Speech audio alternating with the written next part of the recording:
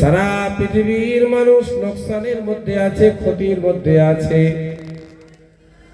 পৃথিবী যত মানুষ আছে সব ক্ষতির মধ্যে আছে। তারপর আল্লাহ রাব্বুল আলামিন একটা দলের কথা আলাদা করে বলছেন, ইল্লাল্লাযীনা আমানু ওয়া আমিলুস সালিহাত। কিন্তু ওই সকল মানুষ ক্ষতির মধ্যে নাই যারা ঈমান এনেছে, ঈমান আনার পর আমল করেছে। ঈমানের পর কি আমল। কোরআন শরীফের 2 নম্বর সূরা, প্রথম সূরা সূরাতুল ফাতিহা, 2 নম্বর সূরা সূরাতুল বাকারা। আলিফ লাম মিম যালিকাল কিতাবু লা রাইবা ফীহি হুদাল লিল মুত্তাকিন আল্লাযীনা ইউমিনুনা বিল গায়ব ওয়া ইউকিমুনাস সালাহ ওয়া মিম্মা রাযাকনাহুম ইউনফিকুন। কোরআন শরীফের প্রথম পারার 2 নম্বর সূরার 2 নম্বর আয়াত আল্লাহ পাক বলেন, ওই সকল মানুষ যারা ঈমান এনেছে, ঈমান আনার পরে নামাজ কায়েম করেছে এবং আমি তাদেরকে যে সম্পদ দান করেছি তার থেকে তারা আমার রাস্তায় খরচ করেছে। এই আয়াত দ্বারাও বুঝতে পারলাম ঈমানের পরেই আমল।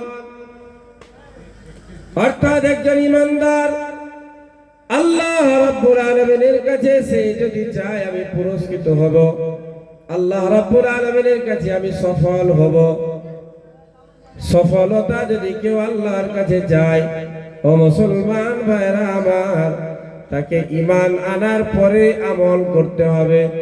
আমল যদি না থাকে আমাকে কেউ জান্নাতে নিয়ে যেতে পারবে না। আমল যদি আমার না থাকে আমাকে কেউ কিয়ামতের দিনে বাঁচাতে পারবে না।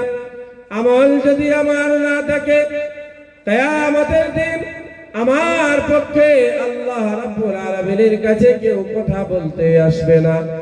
আমাকে ওই সময় কেউ চিনতে পারবে যখন আমার আমলগুলো ঠিক হবে, আমল যখন আমি ঠিক করব।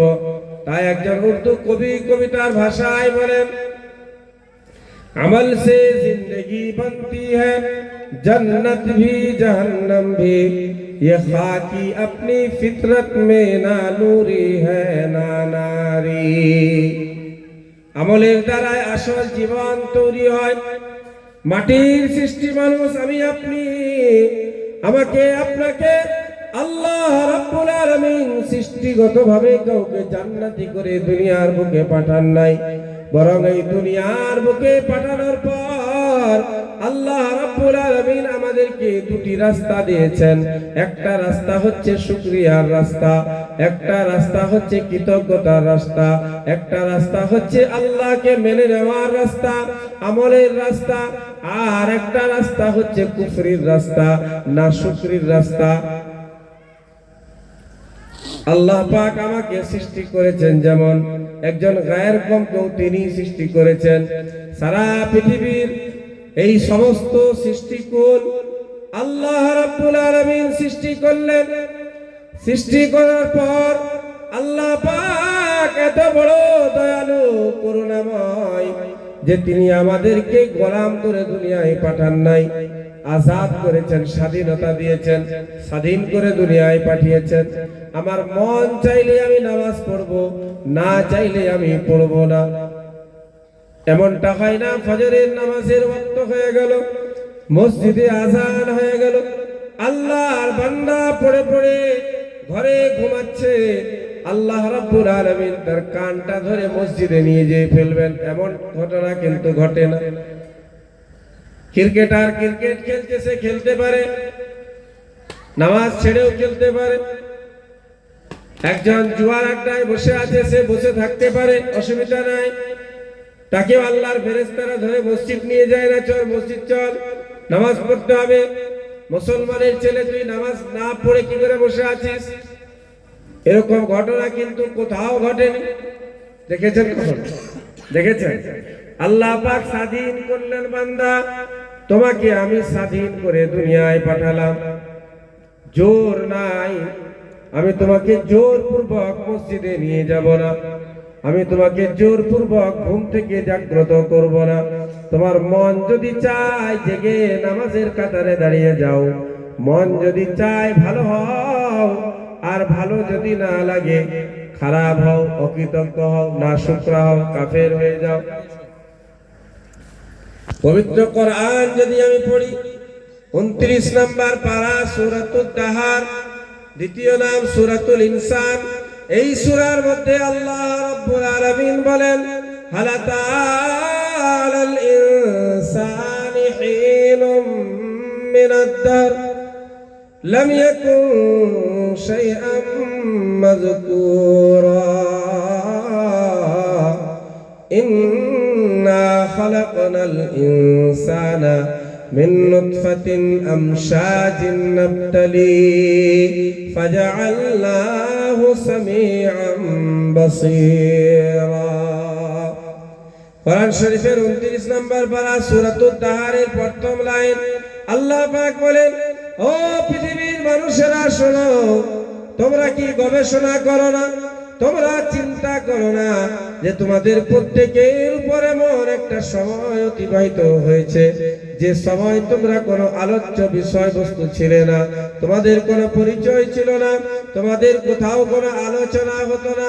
তুমি হাফিজুর রহমান, হাফিজ মৌলানা মুফতি হাফিজুর রহমান, এই নামে তোমাকে কেউ চিনত না।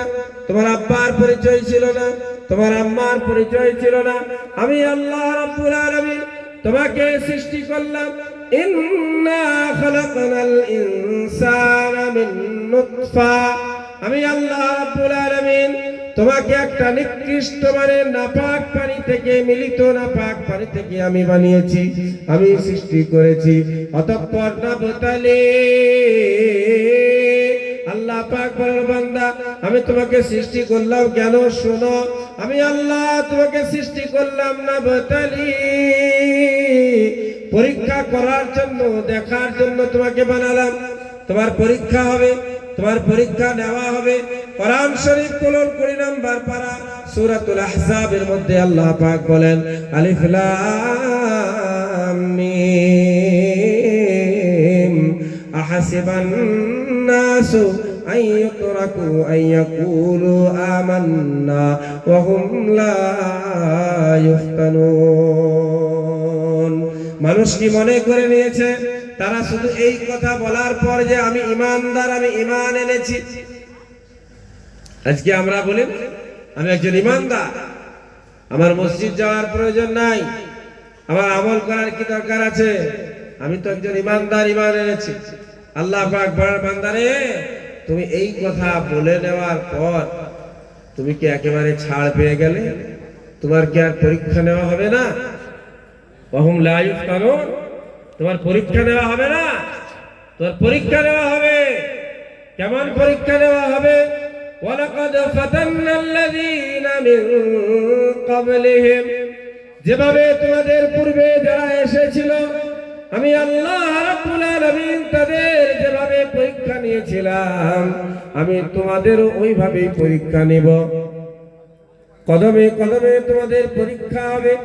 কোরআন শরীফ 2 নম্বর পারা 2 নম্বর পৃষ্ঠা সূরাতুল বাকারায় আল্লাহ পাক ঘোষণা করেন, ওয়ালানাবলুওয়ান্নাকুম বিশাইইন মিনাল খাউফি ওয়াল জু'i ওয়া নাকসিম মিনাল আমওয়ালি ওয়াল আনফুসি ওয়াস সামারাত ওয়া বাশশিরিস সাবিরিন। আল্লাহ পাক বলেন, অবশ্যই আমি তোমাদের পরীক্ষা নেব। ওয়ালানাবলুওয়ান্নাকুম, অবশ্যই আমি তোমাদের পরীক্ষা নেব। কিভাবে পরীক্ষা নেব? বিশাইইন মিনাল খাউফ, কখনো তোমাদেরকে ভয় দেখানো হবে, ভয় ভীতি দ্বারা তোমাদের পরীক্ষা নেব।